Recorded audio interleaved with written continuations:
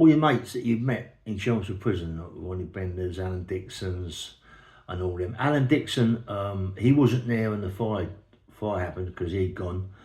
I can remember Alan Dixon singing in the bridge across Seawing there, and he wouldn't go to bed. You know what I mean? He just kept singing, and you know he definitely wasn't there when the fire happened. Ronnie Bender was there. Jimmy Tibbs was there. The old man, young Jim. I don't know if Fraser was there. I can't remember. I think Fraser had gone. Fraser had gone as well. Mickey Green was there. Tony Edlin was there. Tony Lawrence was there. There was a lot of faces, you know, a lot of faces. Mickey Blackmore had gone. Roy Atkins had gone. I think Ray Rosa was still there. I'm not quite sure. But there's a lot of faces in there, mate. Some right good people. Legends, you know what I mean? Real legends. And you sort of like in the gym. You're training. You know, I had my own mates, Kenny Beagle, you know, and a few other people.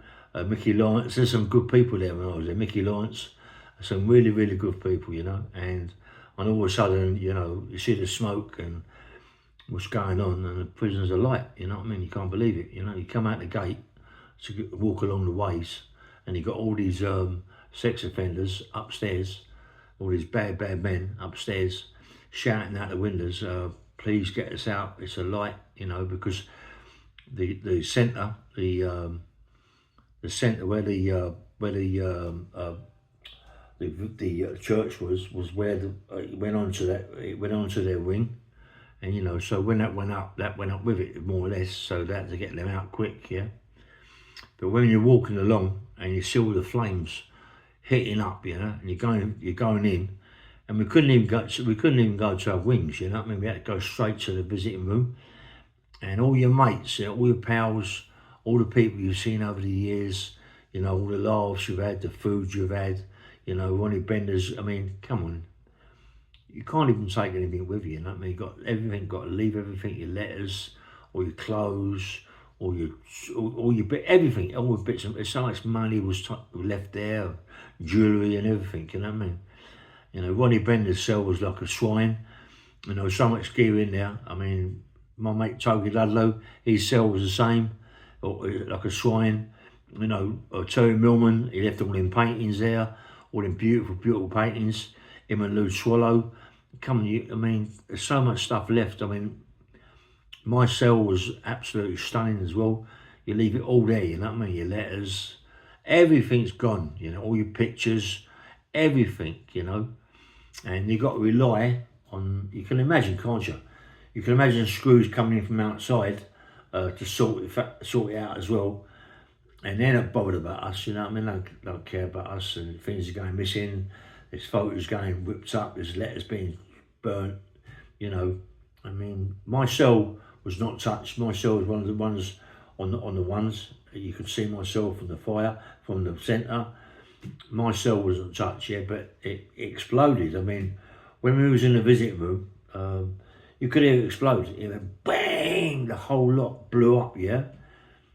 And there was no one attempted to escape, and there was a lot of bird there, mate.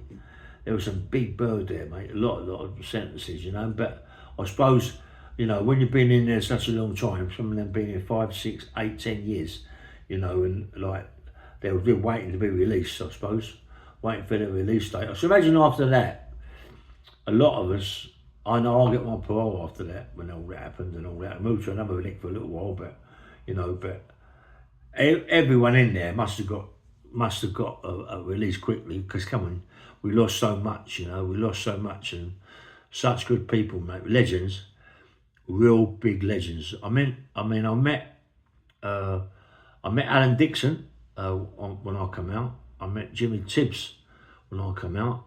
I met Jimmy Tibbs at a boxing when Eubanks, and because Gary Stretch was his trainer.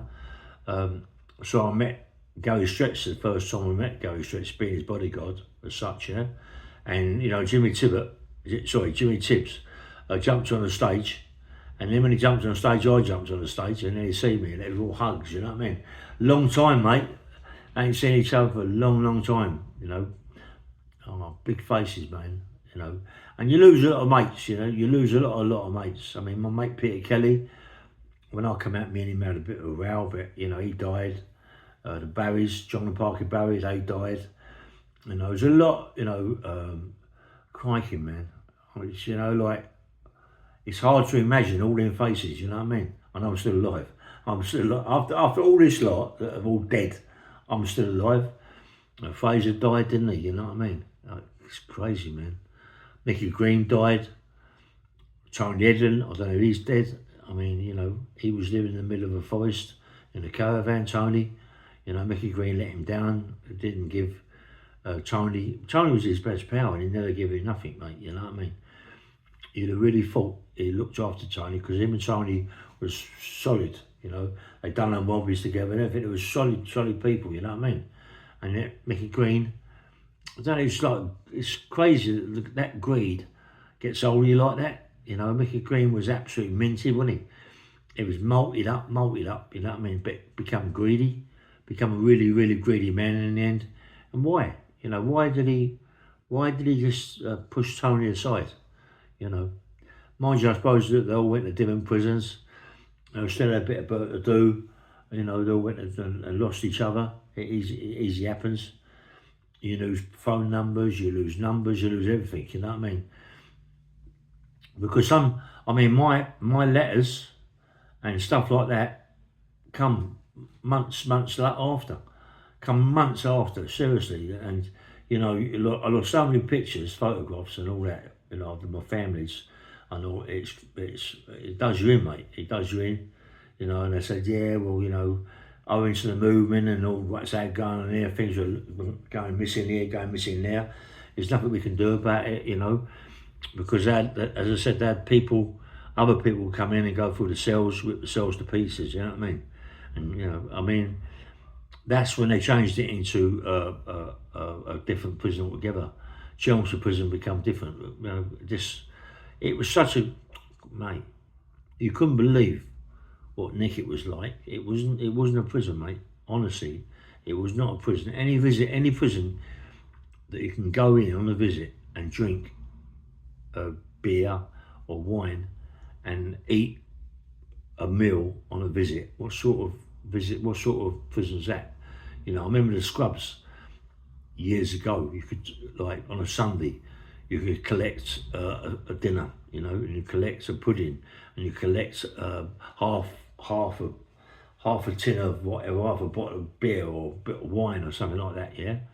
But that's about the only Nick I've ever been, and you could do that, you know. But Chelmsford, you could do it on visits. You could just sit on a visit and eat a meal. And, you know, everybody had respect for everybody in there, mate. You know, and when there was a little bit of trouble, you know, it was not necessary. Anyway, bang bang rail, Chelmsford Prison, mate. Yeah, nice one.